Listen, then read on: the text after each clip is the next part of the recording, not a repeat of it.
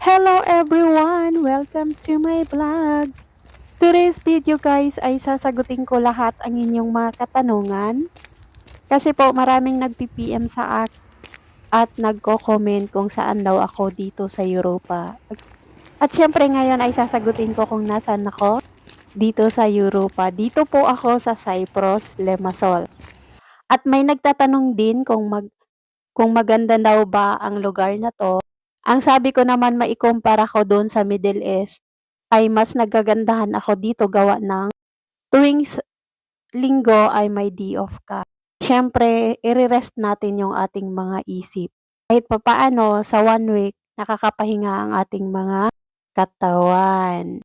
And hindi ko naman sinasabing hindi maganda sa Middle East kasi 14 years akong nagtatrabaho din sa Riyadh. Pero sa akin kasi nandito na ako, na-appreciate ko kung nasaan ako. Gano'n naman ako, na-a-appreciate ko hangga't masaya ako sa trabaho ko. Walang hindi maganda na lugar kung masaya ka.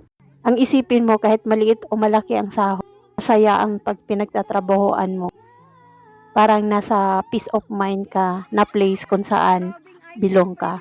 Siyempre dito guys, puwede kayong magkita-kita magkakaibigan, pinsan o may kamag-anak ka man. So dito advantage talaga yung happiness. Nakakatawa ka ng malakas, nakakakilala ka ng ibang tao. Lang, God bless and be safe. Run.